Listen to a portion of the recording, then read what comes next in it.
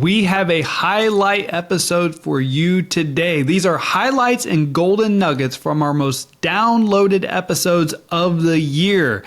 Today's topic is all about sales. With that being said, let's start the show. Something big was changing my mindset from I'm in sales. I sell things all day. You know, that can kind of seem boring, but it also doesn't feel fulfilling. So when I took my job title of sales and I turned it into I'm a risk advisor, I am talking to people that are, managing every day their home, auto, life insurance, health insurance, etc., all of their insurances. And that's something that I am knowledgeable about. And so essentially putting in that confidence that I know what I'm doing and I'm here to advise my clients. And I'm not just selling you a product. I'm talking to you about what you need and what you deserve to have. Okay, so I have to, I'm the how-to, all right. And so so you go from 44 life apps to 104 in a single year. So I got to ask, what do your days look like? What do your weeks look like? Now you're managing a team and you're still, because I keep up with you, you're part of Weaver Sales. So I see your production every single week, every single month, you're crushing it. So how are you, number one, what would you say you did differently in 2022 to more than double your production and your goals? I'd say time management plays a huge role into that. So, before I was just letting my days go on, trying to reach a certain amount of calls outbound. I wasn't aiming for conversations or pivots that I'm making. It was just, let me just reach this number and I'll be done. And so really tracking those goals. So, let's say that I want to reach 75 calls today. Well, that's great. Out of those calls, how many people do I want to talk to? Let's say that I reach 50% of them. I get to talk with them on the phone or they respond back to a text or email. How am I going to turn that point of contact into a sale? And so after I went down tracking, okay, so I want to talk to 50% of those clients. Out of those clients, how many am I going to have that in-depth conversation with? So that way, I can deem, is this the best client that our agency wants? Is this client really going to fit with me and us? And so then writing down, okay, now I'm going to make a dedicated 25 calls of just life insurance. Out of those, how many am I going to talk to? How many am I going to quote? And how many am I going to bind? Out of 25, I'll probably get in contact with 10. Out of those 10, I'm going to provide quotes. So let's say 8. Out of that 8, I'm going to try to close 2. So I really try to go for a 25% and working my way up to a 33% closing ratio. All right. So let's role play some asking for the sale, what it sounds like. Mm-hmm. Yeah. So 2 different variations here. So the one is like I just said. So, hey, Courtney, for everything we talked about today, it's going to be $250 a month. Do you want to put that on your Visa, MasterCard, or American Express? Okay. Does that make sense? Yep. Okay. So that is super direct. It's super simple because you're telling the customer exactly what you need to get this going. If you're a company that's routing an account number, hey, for everything we talked about today, it's $250 a month. Do you have your routing account number or debit card available? It's the same. You just have to make sure that you put your payment information, but most importantly, what you should get from here is being direct and clear in communication. What do you need to get this going today? Because at the end of the day, you don't actually help the customer until they sign on the dotted line. Now, I know you can't control the yes or the no, but you don't actually help them. You can have a great conversation with somebody. You can build rapport. You can find these commonalities. You can build the know, like, trust. You can educate them on how bad of their current policy is and what you're doing for them and why it's so much better. But if you don't actually help them, if you don't actually get payment information to help them change their situation, you haven't actually helped them. And that's why asking for payment information or asking for the sell is so critical. Because if you get to the end of a conversation, and I'll get back to another role play here in a second to give a different variation, but if you get to the end of a conversation and say, so this is what you don't want to do, all right? You get to the end of a conversation and, hey, Courtney, for everything we talked about today, it's going to be $250 a month. How are you responding as a consumer? Let's role play this. Okay. Hey, Courtney, for everything we talked about today, it's going to be $250 a month. Okay. Can you email that to me? All right, let's try again. Hey, Courtney, for everything we talked about today, it's going to be $250 a month. Do you have any questions? Well, I need to talk to my husband. Hey, Courtney, for $250 a month, what are you thinking?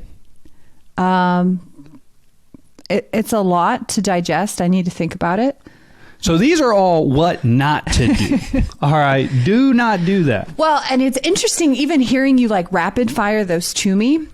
I know what to do being in the insurance space and being a consumer. And I'm still like, you didn't ask. So I'm still kind of You like, have no idea. Yeah. I'm like, I don't know what to say here. Yeah. Hey, Courtney, for everything we talked about today, it's $250 a month. You want to put that on your Visa, MasterCard, or American Express? American Express. I give my points. But see? Yeah. Like, so there was clear direction. So there is, look, you're asking for payment information. So there's only two options here. They're either giving you payment information or they're giving you an objection. Yeah. Like, let's take the guesswork out of this. Like, they're either signing up and you're helping them, or they're going to say, I need to talk to my spouse. Can you email it? I need to think about it. I need to go check with my other agent. I'm getting other quotes. Okay. Like, those are typically that's more than I was hoping for. All right, well, cool. It could be more. You put it on your Visa, MasterCard, American Express. You know what I'm talking about? Like, and the other thing is the close is logical. All right, before we get into that, I could go on a tangent here. So let's role play another one real fast. So I like that. I like being direct in communication. This is what you need. Another variation of this that you could use is, hey, Courtney, for everything we talked about today, it's going to be $250 a month. What day of the month do you typically like to pay for your insurance? 15th. Perfect. What we can do is get everything going today, and then every month after this month on the 15th, your payment will automatically pull out. Do you want to put that on your Visa, MasterCard, or American Express? American Express again. Let's go. I like those points. All right. So we just got 2 yeses. This is great. You're making me feel good about myself. All right. So the other thing I want to reiterate here is, number one, be super clear in your communication. Make it simple. It's like the old analogy, KISS. Keep it super simple. All right. The more simple you can make it on the customer, the more likely you are to get the sale. You don't want to cause any confusion. You get payment information. Don't tell them what the process of closing looks like. Like, you get payment information, then what does it look like? All right. So don't confuse. Go straight for payment information. Be very clear. And then be ready to overcome some objections. All right. People aren't asking for business. We open up our businesses. We put a sign on the door. We have a phone number. We have an email. But my first job description I gave myself was to make my phone ring. Nobody knew what I did, and so you got to get out there and tell people what you do and ask for people's business. So that's what I did. And So I love this. How do you ask for business? Because you've put the reps in. And I think that's a really, if you're getting new, even if you're not new into networking, that can be uncomfortable of like, when do I pitch? How do I ask? How do I not seem too eager? Like, what is that? How many coffee dates do I have to actually have before I start pitching? So I'm curious to what your take is on that. Yeah, great question. So let's see. Early in my career, when I was going to these, chamber events and everybody's milling around and people are passing out their cards, like I got to give out 100 business cards or whatever. I learned that didn't work. Like, no one's going to call me for insurance off of a business card. So what I learned was engage in one-on-one conversations. I set goals. Every time I went into an appointment, a meeting like this, I'd set goals. I'm like, I'm not going to leave this meeting until I have 5 people that have agreed to a quote from me. And that was important to give me some measurable metrics to follow. Okay. So I'm not going to leave here until I have 5 people who said, yes, Matt, give me a quote. So how do you do that? I'd engage in one-on-one conversations that I'd make it all about them. What do you do? How long have you been doing it? What have you done that's helped you build your business? So I would make the entire conversation about them is ask questions, ask questions, ask questions. The one thing that I would ask if I was being, I guess, quote unquote, aggressive, if early in my career and I wanted to get a quote from someone, I would say, hey, who's your insurance agent? Who's your current agent? Depending on how they responded would dictate my next question. So if they said, it's my brother, he's my agent. I know I'm not going to get this guy's business, you know? So you finish your conversation, you gracefully exit, and you go to the next one. If they go, you know what? I don't know who my agent is. It was my dad's agent, you know, like I'm just with them. I'm like, cool. Do you know who they are? No. Do you know what your coverages are like? No. Is there any reason I couldn't give you a proposal and see if I could help you out? And I like it phrased that way. Is there any reason I can't give you a proposal? It's a little different than can I give you a quote? Because that's a tougher question to say no to. You know, no, there's no reason you can't give me a quote. Okay, and if they say yes, then you trade information and you chase them. You start chasing them. You know, and then if they're with an online provider like Geico or Progressive, then you can go and say, you know what, I'm local, I'm right down the street from you. There are benefits to that. Here are the benefits to that. Is there any reason I can't give you a proposal? You have 10 of these conversations, you're going to walk out of there with 3 or 4 quotes. So that's how I learned to do it in the beginning.